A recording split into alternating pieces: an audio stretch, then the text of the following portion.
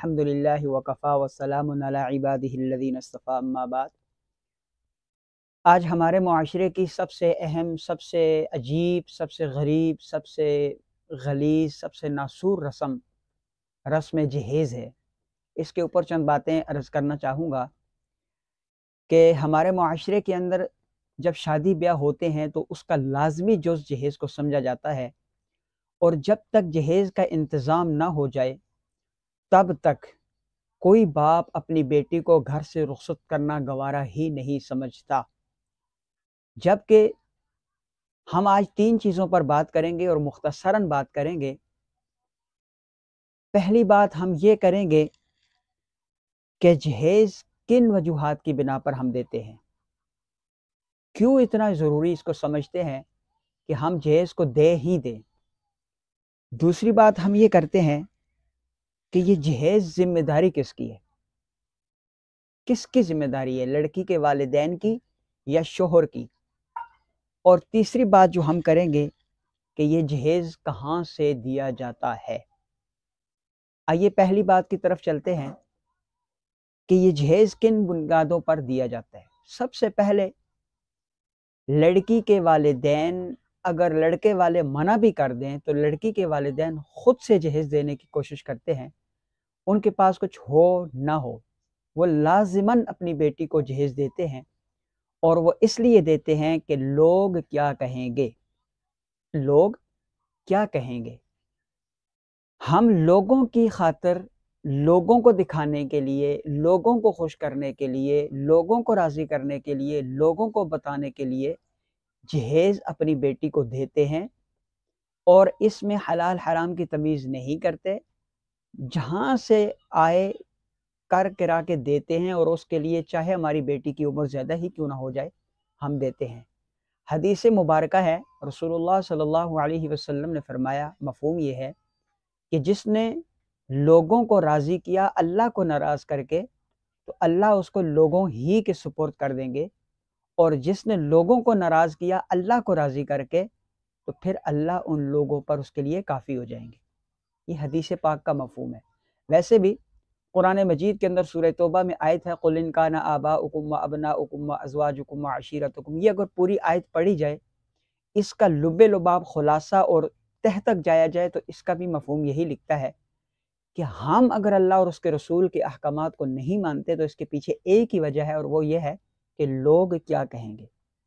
हम लोगों की खातिर सब कुछ करते हैं और अल्लाह और उसके रसूल की खातिर एक सुन्नत को ज़िंदा नहीं करते। दूसरी बात जो हम बेटी को जहेज़ देते हैं, वो सबसे बड़ी ये है कि बेटी को ससुराल में ताना मिलेगा, और यही सबसे बड़ी मुसीबत है। और हकीकत में भी यही है कि अगर बेटी को आप खाली हाथ किया, अगर आप उसको सारा जहेज़ देते हैं और उसमें से 2-3 चीज़ें कम पड़ जाती हैं, और वो बेचारी जब अपनी सास से, नंदों से मांगती है, तो आगे से ताने मिलते हैं कि तेरे बाप ने तुझे दिया क्या है। कुरान मजीद में अल्लाह रब्बुल इज़्ज़त फरमाते हैं, वैलुल लिकुल्लि हुमज़तिल लुमज़ा, हलाकत है उन लोगों के लिए जो ताना देते हैं। ताना देने वालों को अल्लाह का कुरान हलाकत की बद्दुआ देता है। और आज हमारे मुआशरे के अंदर सबसे ज़्यादा अगर ताना किसी को दिया जाता है, तो वो ज़ानी को नहीं, शराबी को नहीं, बेनमाजी को नहीं, किसी को नहीं दिया जाता। वो अगर दिया जाता है तो वो बहू को ससुराल में जहेज़ के ना होने की वजह से ताना दिया जाता है। यही बहू जब अपने माँ बाप के घर होती है तो बड़ी अच्छी होती है, लेकिन जब ससुराल में आ जाती है तो सबसे बुरी हो जाती है। और इसके पीछे जो राज, जो कहानी है, वो सिर्फ जहेज़ की है। और तीसरी चीज़, नमूद व नुमाइश।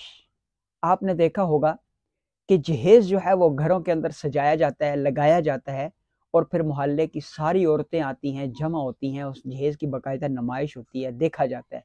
कुछ कीड़े निकालते हैं, कुछ तारीफ़ करते हैं, कुछ कमी पेशियाँ बयान करते हैं, कुछ ऐब निकालते हैं, कुछ उसको टटोलते हैं, कुछ कहते हैं ये ख़राब है, कुछ कहते हैं ये अच्छा नहीं है, फ़लाँ, फ़लाँ, फ़लाँ, ये सारा मिला-जुला रद्द-ए-अमल आता है। तो ये नमूद नुमाइश और रियाकारी जो है, आपको पता है किसी भी अमल के अंदर रियाकारी आ जाए तो वो शिर्क है। और शिर्क का आपको पता है, अल्लाह का कुरान कहता है, इन्नल्लाह ला यग़फ़िरु अन युश्रका बिही व यग़फ़िरु मा दून ज़ालिका लिमन यशा, कि शिर्क को अल्लाह ताला कभी माफ़ नहीं करते, बाकी जिस बीमारी को, जिस गुनाह को चाहते हैं माफ़ कर देते हैं। तो ये जब हम जहेज़ सजाते हैं, लगाते हैं, लोगों को दिखाते हैं, तो ये रियाकारी में आ जाता है, इससे भी बचना चाहिए। अब बात करते हैं कि ये जहेज़ ज़िम्मेदारी किसकी है। इसके ऊपर मैं 4 उसूलों की रोशनी में बात करता हूँ, कुरान, हदीस, इजमा और क़ियास, इसके ऊपर बात करते हैं। और सबसे पहले आते हैं कुरान मजीद की तरफ।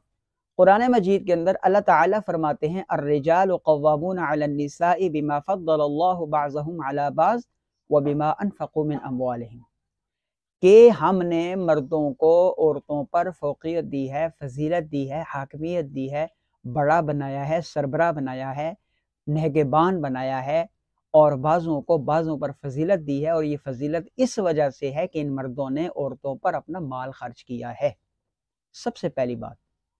अब मर्दों से मुराद यहाँ पर शोहर हैं, वालिदैन भी हैं, लेकिन शोहर मुराद है। फ़ज़ीलत बीवी पर शोहर को है, और ये इसलिए है कि शोहर अपना माल खर्च करता है। कुरान मजीद में मुतअद्दिद आयात के अंदर बहुत सारी चीज़ें फरमाई गई हैं, जिनमें आया है रिज़्क़ुहुन्ना, कि इनका रोटी, इनका खाना ये आपके ज़िम्मे है, यानी बीवियों को खाना देना ये आपके ज़िम्मे। किस्वतुहुन्ना, लिबास आपके ज़िम्मे है। व अस्किनूहुन्ना, और इनका जो रहना सहना है, रिहाइश का इंतज़ाम भी आपके ज़िम्मे है। अब ये तीनों चीज़ें, जहेज़ का इंतज़ाम, नान नफ़का, और नान नफ़के में ये तीनों चीज़ें आ जाती हैं, रोटी, कपड़ा और मकान, ये तीनों चीज़ें आ जाती हैं शोहर के ज़िम्मे। और एक बात याद रखिए, कुरान मजीद में अल्लाह ताला फरमाते हैं, व आतुन निसा सदक़ातिहिन्ना निहला, अपनी औरतों को महर खुश दिली से दिया करो।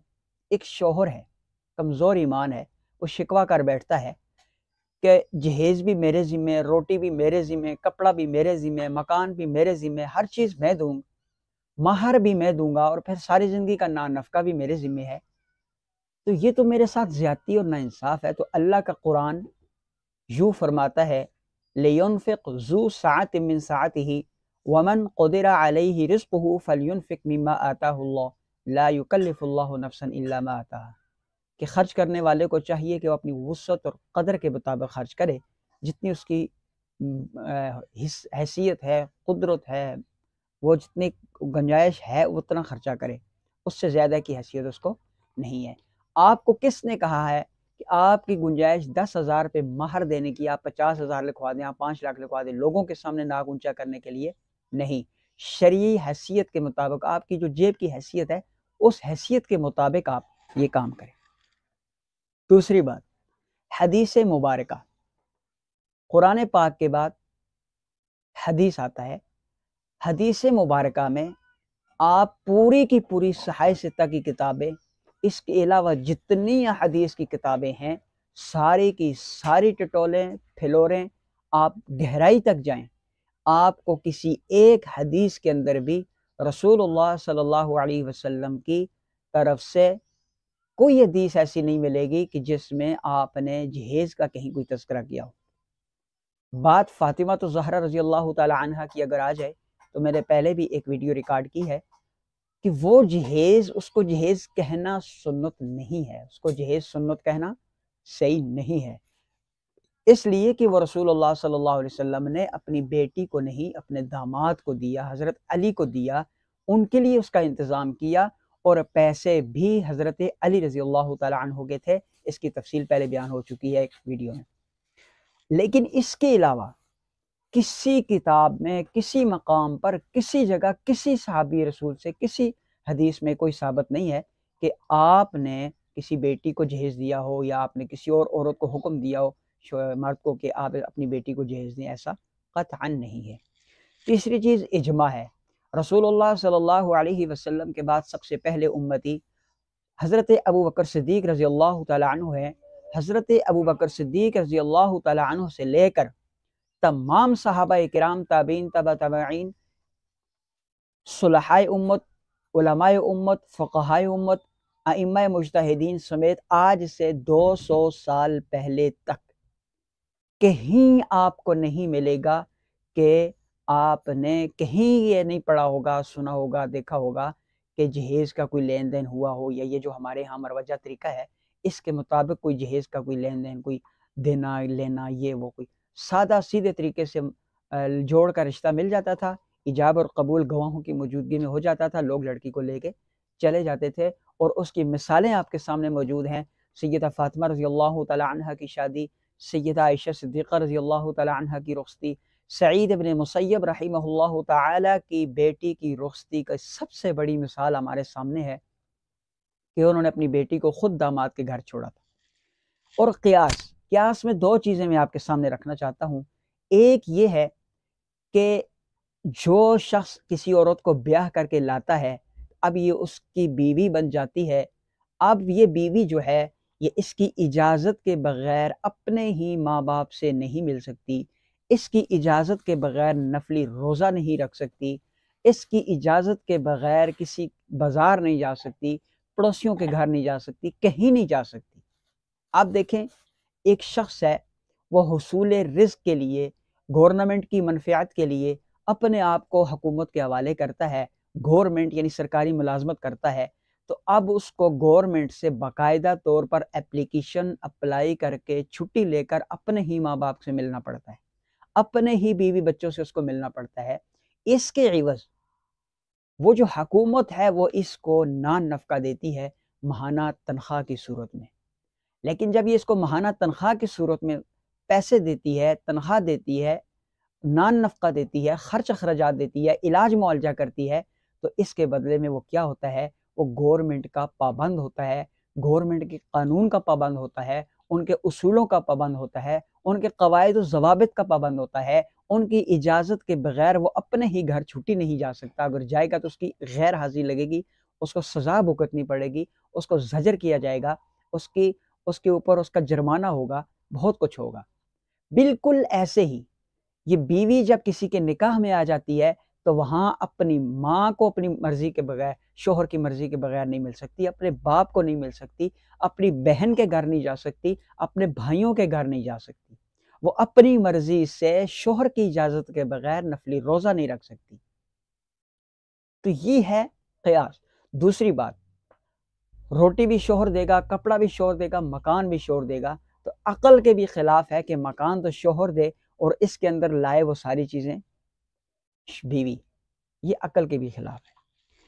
अब आते हैं तीसरे पॉइंट की तरफ कि ये चीज़ कहाँ से लाए। ये हमारा मुशाहिदा है, हमने लोगों से सुना, परखा, देखा, बातें की हैं और जो इंकिशाफ़ हमारे सामने आए हैं, वो बड़े भयानक इंकिशाफ़ हैं। कहीं तो हमें ये मिला कि जी मस्जिद के अंदर नमाज के बाद ऐलान किया गया कि जी मेरी बेटी की शादी है, हमें जहेज़ के लिए पैसे दें। ये हमारे सामने बातें आई हैं। कहीं मस्जिदों के अंदर मस्जिदों के नाम पर चंदा किया गया और जब उनको पकड़ा गया कि तुम्हारी मस्जिद कहाँ है, तो उन्होंने कहा कि जी मेरी कोई मस्जिद नहीं है, मैं अपनी बेटी के जहेज़ के लिए ये इंतज़ाम कर रहा था। कहीं पर लोगों ने अपने गुर्दे बेचे हैं अपनी बेटियों को जहेज़ देने के लिए। कहीं पर लोगों ने अपने मकान बेचे हैं अपनी बेटियों को जहेज़ देने के लिए। कहीं पर जिस्म फ़रोशी के धंधे हुए हैं जहेज़ के लिए। कहीं पर रिश्वत ली गई है जहेज़ के लिए। कहीं पर चोरियां की गई हैं जहेज़ के लिए। कहीं पर डकैतियां की गई हैं जहेज़ के लिए। कहीं पर सूद पे बैंक से कर्ज़े लिए गए हैं जहेज़ के लिए।